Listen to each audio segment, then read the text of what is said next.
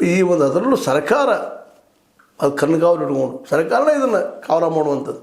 ಅಂದ್ರೆ ಇವತ್ತು ಯಾವುದೋ ಇನ್ನುಳಿದ ಧರ್ಮೀಯನ್ನು ನಮ್ಮ ಮದುವೆ ಆಗಂಗೆ ನೋಡ್ಕೊಳ್ಳುವಂಥದ್ದು, ಲವ್ ಜಿಹಾದ್ಗಳು ಆಗದಂಗೆ ನೋಡ್ಕೊಳ್ಳುವಂಥ ಉದ್ದೇಶ ಅಲ್ಲದ ಅನ್ನುವಂಥದ್ದು ಇಲ್ಲಿ ಸ್ಪಷ್ಟ ಆಗ್ತದೆ.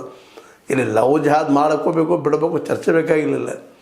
ಇಲ್ಲೇ ನಾವು ಕೇಳ್ತಾ ಇರೋದು ಇಷ್ಟೇ ಇಲ್ಲ, ಇದು ನಮ್ಮ ದೇಶ, ಇಲ್ಲಿ ಅಂತರ್ಜಾತಿ ವಿವಾಹ ಆಗಲೇಬೇಕಂಥದ್ದು ಅನಿವಾರ್ಯ.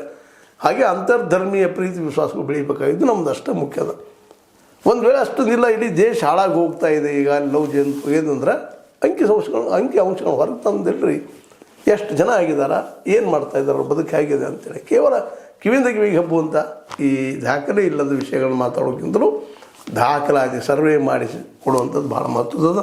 ಅದಿರಲಿ ಏನೂ ಇರಲಿ, ಅದು ಈ ಕಾನೂನು ಏನು ಮಾಡ್ತಾ ಇದ್ದಾರೆ, ಇದು ನಮಗೆ ಕೊಟ್ಟಂಥ ಹಕ್ಕನ್ನು ಸಂವಿಧಾನದ 21ನೇ ವಿಧಿ ನಮ್ಗೆ ಕೊಟ್ಟದ ಹಕ್ಕ, ನಮ್ಮ ಸಂಗಾತಿ ನಾವು ಆಯ್ಕೆ ಮಾಡ್ಕೊಳ್ಳೋಂಥದ್ದು, ಅದನ್ನು ಕಸ್ಕೊಂಡಂಗೆ ಆಗಿಬಿಡ್ತದೆ ಅಂತಲ್ಲ, ಕಸ್ಕೊಂಡಂಗನ ಅನ್ನೋಗಿದ್ದು ಕಸ್ಕೊಂಡು ಬಿಟ್ಟಿದ್ದು ಅಂತ ಸ್ಪಷ್ಟವಾಗಿ ಹೇಳ್ತಾ, ಇಂಥ ಈ ಕಾನೂನು ಬೇಕಾ, ನಾವು ಯುವಕರು ಯೋಚನೆ ಮಾಡಬೇಕಾಗಿದೆ.